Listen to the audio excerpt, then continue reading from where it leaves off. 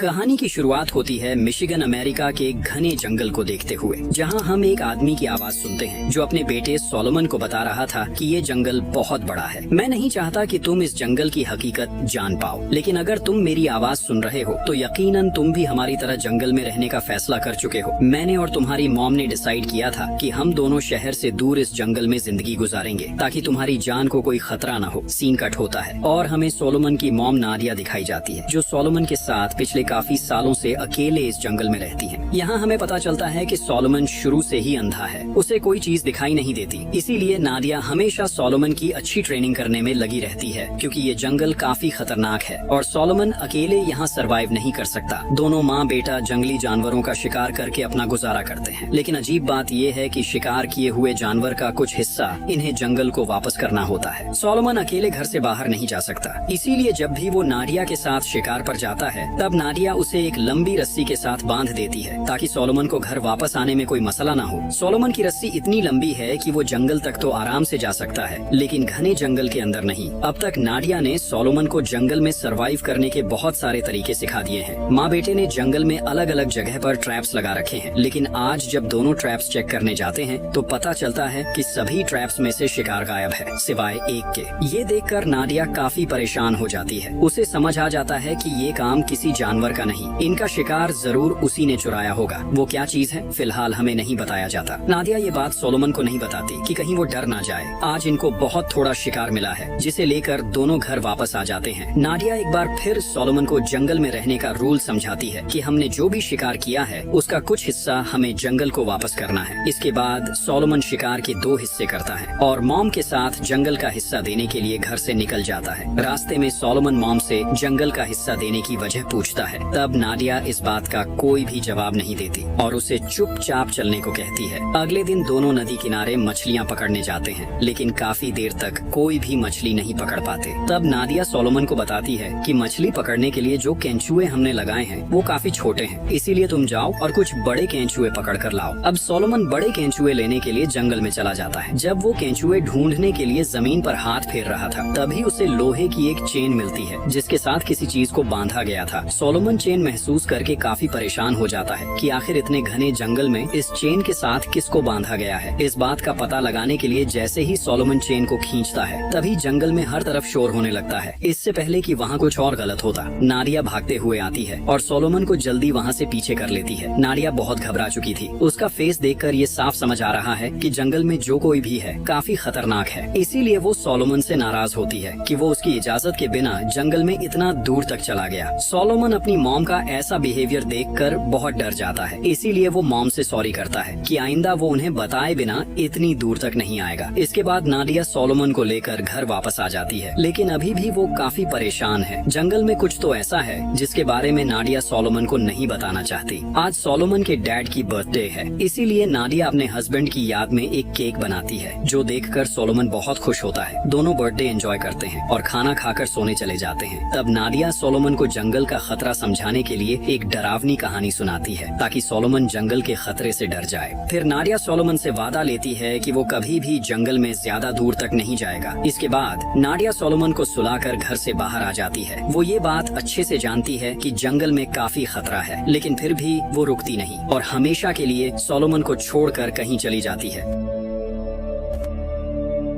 Scene cut होता है और हमें काफी साल बाद सोलोमन दिखाया जाता है, जो अब काफी बड़ा हो चुका है। वो अपनी मॉम को हमेशा याद करता है, लेकिन नादिया आज तक वापस नहीं आई। सोलोमन को जब भी मॉम की याद आती है तब वो उनकी वॉइस रिकॉर्डिंग सुनता है, जो जाने से पहले नादिया ने सोलोमन के लिए रिकॉर्ड की थी, जिसमें जंगल में सरवाइव करने के 3 रूल्स थे। पहला रूल ये है कि सोलोमन जो भी शिकार करेगा उसका कुछ हिस्सा वो जंगल को वापस करेगा। दूसरा ये कि जब भी सोलोमन को मॉम की याद आएगी तब सोलोमन वही सॉन्ग गाएगा जो वो और नादिया मिलकर गाया करते थे। और तीसरा और सबसे इम्पोर्टेंट रूल ये है कि सोलोमन कभी भी रस्सी के बिना जंगल में नहीं जाएगा, क्योंकि सोलोमन के लिए घर वापस जाने का सिर्फ यही एक जरिया है। सोलोमन काफी सालों से इन रूल्स को फॉलो करता हुआ आया है, इसीलिए वो जंगल में सरवाइव करने में काफी माहिर हो चुका है। उसे अब शिकार करने में भी कोई मसला नहीं होता और वो जंगल के सभी रास्ते भी बहुत अच्छे से समझ चुका है। हमेशा की तरह एक दिन सोलोमन ट्रैप्स चेक करने जंगल में जाता है, लेकिन आज उसके ट्रैप्स में एक भी जानवर नहीं फंसा था। सोलोमन को को काफी भूख लगी हुई थी, इसीलिए वो नदी के पास चला जाता है और काफी देर मछली पकड़ने की भी कोशिश करता है। लेकिन काफी देर बाद सिर्फ एक ही मछली उसके हाथ लगती है। ज्यादा भूख की वजह से सोलोमन जंगल का हिस्सा देना भूल गया और सारी मछली खुद ही खा जाता है। इसी वजह से रात तक उसे जंगल से अजीब अजीब आवाजें सुनाई देना शुरू हो जाती हैं। सोलोमन जल्दी ही समझ जाता है कि उसने अपनी मॉम का बनाया हुआ रूल तोड़ दिया है, लेकिन फिर भी वो इस बात को नजरअंदाज करके सोने चला जाता है। आधी रात को सोलोमन अपनी बकरी के रोने की आवाज सुनता है। सोलोमन एकदम से उठ जाता है और भागता हुआ बकरी को देखने जाता है, लेकिन सामने देखता है कि उसकी बकरी मरी पड़ी थी। तभी कोई चीज बकरी की डेड बॉडी खींचकर जंगल में ले जाता है। सोलोमन ये देखकर अंदर से टूट जाता है और भागता हुआ घर के अंदर आ जाता है, लेकिन डर की वजह से अब उसे नींद नहीं आ रही थी, इसीलिए सोलोमन सारी रात बैठकर ही निकाल देता है। अगली सुबह दोबारा से वो ट्रैप्स चेक करने जाता है, लेकिन आज भी शिकार ट्रैप से गायब था। सोलोमन इसी परेशानी में वहीं उदास होकर बैठ जाता है। अचानक उसे एक गोली चलने की आवाज सुनाई देती है। सोलोमन को समझ आ जाता है कि यहाँ कोई और भी शिकारी मौजूद है, इसीलिए वो आवाज का पीछा करता है, जहाँ सोलोमन को एक मरा हुआ हिरण मिलता है। इससे पहले कि सोलोमन कुछ समझ पाता, तभी पीछे से एक शिकारी आवाज लगाता है कि ये मेरा शिकार है, इससे दूर रहो। सोलोमन ने आज पहली दफा अपनी मॉम के अलावा किसी दूसरे इंसान की आवाज सुनी है, इसीलिए वो बहुत डर जाता है। सोलोमन अपने आप को बचाने के लिए हवा में ही अपना चाकू मारने लगता है, लेकिन वो शिकारी सोलोमन को अपनी गन की बैक साइड मारकर बेहोश कर देता है। काफी देर बाद जब सोलोमन की आंख खुली, तब वो एक दरख्त के साथ बंधा हुआ था। सोलोमन खुद को आजाद करवाने की काफी कोशिश करता है, लेकिन आदमी सोलोमन को समझाता है कि डरने की कोई जरूरत नहीं, मैं तुम्हारे लिए खतरा नहीं हूँ, मैंने बस खुद को बचाने के लिए तुम्हें बेहोश किया था। आदमी सोलोमन को अपना नाम हंक बताता है, जिसके बाद हंक सोलोमन की रस्सी का पीछा करते हुए उसे उसके घर तक ले जाता है। हंक सोलोमन से कहता है कि मेरे किए हुए शिकार में से कुछ हिस्सा तुम भी रख सकते हो, लेकिन उसके लिए तुम्हें आज रात मुझे अपने घर रखना होगा, क्योंकि जल्दी ही रात होने वाली है और जंगल में खतरा काफी ज्यादा है। हंक की बातों से सोलोमन समझ जाता है कि हंक एक अच्छा इंसान है, इसीलिए वो उसे अपने घर में रात गुजारने की परमिशन दे देता है। रात को हंक दोनों के लिए खाना बनाता है। इस बीच वो नाडिया की नोटबुक भी देखता है, जिसमें नाडिया ने सोलोमन के लिए बचपन में पोएट्री लिखी थी। हंक को पता चलता है कि सोलोमन जंगल में बस वहीं तक जा सकता है जहाँ तक उसकी रस्सी है। वो शुरू से अंधा है, उसे कुछ दिखाई नहीं देता और जंगल से बाहर की दुनिया के बारे में वो कुछ भी नहीं जानता।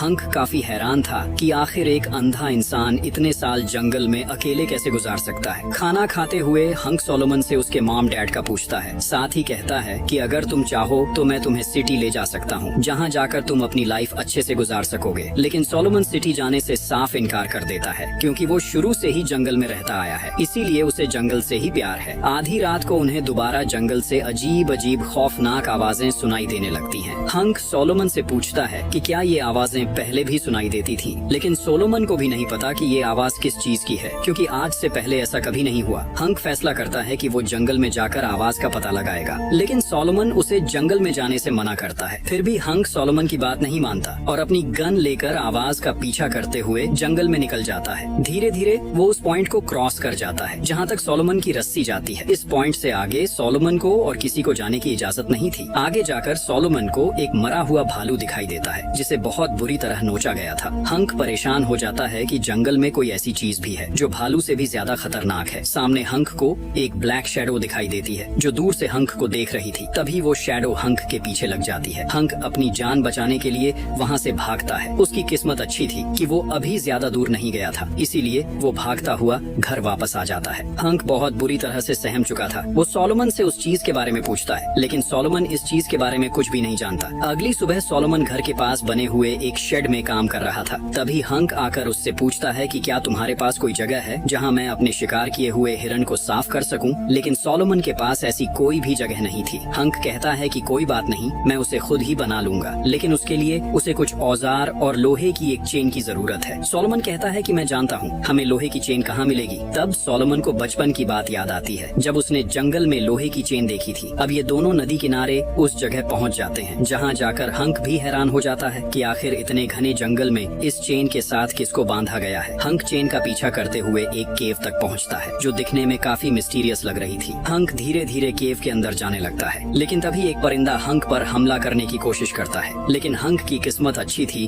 कि वो परिंदा के हमले से बच जाता है। इसके बाद दोनों अपनी जरूरत के मुताबिक चेन काटकर वहाँ से वापस घर आ जाते हैं। थोड़ी देर बाद सोलोमन हिरन के गोश्त का कुछ हिस्सा जंगल में फेंकने जाता है। तब दूर से हंक भी उसे देख रहा था। हंक सोलोमन से ऐसा करने की वजह पूछता है। तब तब सोलोमन बताता है कि हम लोग शुरू से ऐसा ही करते आए हैं, लेकिन इसके पीछे की हकीकत अभी तक समझ नहीं पाया। ये सुनकर हंक को काफी अजीब लगता है। वो सोलोमन से कहता है कि जो सकता है जिसके लिए तुम सालों से शिकार का कुछ हिस्सा जाया करते आए हो, वो कोई जानवर हो, अगर तुम चाहो तो हम दोनों मिलकर उसके लिए ट्रैप्स लगाएंगे और पकड़कर उसे हमेशा के लिए खत्म कर देंगे। इससे तुम्हारा खतरा कम हो जाएगा और रोज रोज अपने शिकार का हिस्सा भी देने की जरूरत नहीं पड़ेगी। लेकिन मसला ये है कि सोलोमन की रस्सी इतनी लंबी नहीं कि वो जंगल में ज्यादा आगे जा सके। ये बात सुनकर हंक को एक आइडिया आता है। वो सोलोमन के घर से कुछ पुराने कपड़े लेता है और उन्हें फाड़कर सोलोमन के लिए एक लंबी रस्सी तैयार कर लेता है। अब ये दोनों धीरे धीरे जंगल में उस जगह जाने लगते हैं जहाँ हंक को वो शैडो दिखाई दी थी। रास्ते में सोलोमन हंक से पूछता है कि आखिर तुम इतने घने जंगल में क्या करने आए थे। तब हंक बताता है कि मेरी भी एक फैमिली थी, मैं अपनी वाइफ और बच्चे से बहुत प्यार करता था, लेकिन एक दिन हम सभी एक रेस्टोरेंट से खाना खाकर घर वापस जा रहे थे। तभी हमारी गाड़ी के सामने एक ट्रक आ गया जिससे हमारा बहुत बुरा एक्सीडेंट हुआ। इस एक्सीडेंट में मैंने अपनी वाइफ और दोनों बच्चे खो दिए। तब से मैं बिल्कुल अकेला रहता हूँ और कभी कभी शिकार के लिए जंगल में आता हूँ। ये सुनकर सोलोमन को हंक के लिए काफी बुरा महसूस होता है। अभी ये दोनों बातें करते हुए आगे जा ही रहे थे, तभी पीछे से कोई चीज सोलोमन की रस्सी खींचकर उसे अपने साथ ले जाने लगती है। सोलोमन मदद के लिए चिल्लाता है। तब हंक भागता हुआ जल्दी से सोलोमन की रस्सी काट देता है, जिससे सोलोमन की जान बच जाती है। इसके बाद दोनों बिना वक्त जाया किए घर वापस आ जाते हैं, क्योंकि उन्हें समझ आ चुकी थी कि जंगल में खतरा काफी ज्यादा है। हंक सोलोमन को यकीन दिलाता है कि वो जल्दी ही ट्रैप्स लगाकर उस चीज को पकड़ लेंगे। थोड़ी देर बाद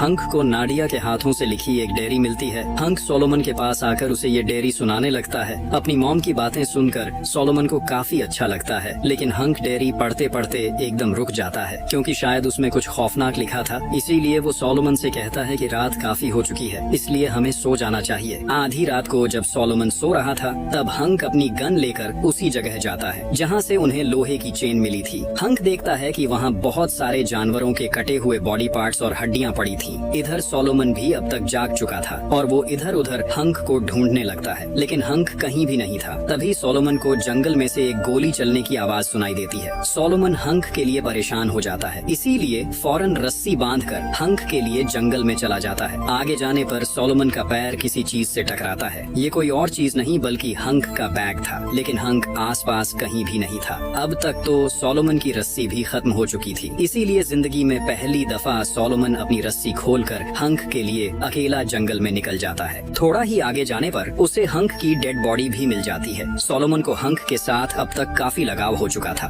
उसका जिंदगी में एक ही दोस्त था और वो हंक था, लेकिन अब वो भी मारा गया। इस बात से सोलोमन काफी उदास हो जाता है और फूट फूट कर रोने लगता है। तभी उसे आसपास एक अजीब सी आवाज सुनाई देती है। सोलोमन बहुत डर जाता है, लेकिन इस दफा सामने कोई शैडो नहीं थी, बल्कि ये सोलोमन की मॉम नादिया ही थी। नादिया अजीब और गरीब आवाजें निकालकर सोलोमन पर हमला करने के लिए उसकी तरफ भागती है, लेकिन तभी उसके साथ बंधी हुई चेन उसे सोलोमन तक जाने से रोक लेती है। सोलोमन को नहीं पता कि सामने उसकी मॉम है, क्योंकि वो कुछ देख ही नहीं सकता और नादिया की आवाज भी बदल चुकी थी। अब तक वो जंगल की खतरनाक क्रीचर बन चुकी थी। सोलोमन खुद को शांत करने के लिए वही सॉन्ग गाने लगता है जो वो नादिया के साथ बचपन में गाया करता था। तभी नादिया अपनी चेन छुड़ाकर सोलोमन के गले लग जाती है, लेकिन सोलोमन उसे खतरा समझकर बॉडी में चाकू घुसा देता है, जिससे नादिया वहीं मौत हो जाती है। सोलोमन को बिल्कुल भी अंदाजा नहीं था कि उसने अपने ही हाथों से अपनी मॉम को मार दिया। अब धीरे धीरे सोलोमन की आंखें भी अपनी मॉम जैसी होने लगती हैं, यानी अब वो भी अपनी मॉम की तरह क्रीचर में बदल चुका है। असल में इनकी फैमिली पर किसी तरह का कोई कर्ज था, जिसकी वजह से सबसे पहले सोलोमन के डैड क्रीचर में बदल गए। इसी वजह से नादिया और सोलोमन उसके डैड के लिए जंगल में शिकार का कुछ हिस्सा रखते थे। उसके बाद सोलोमन नादिया के लिए कुछ हिस्सा फेंकता था और अब सोलोमन भी जंगली क्रीचर में बदल चुका है, यानी अब ये कर्ज सोलोमन पर भी आ गया है। और इसी के साथ ये कहानी यहीं खत्म हो जाती है। आपको मूवी कैसी लगी कमेंट्स में जरूर बताना।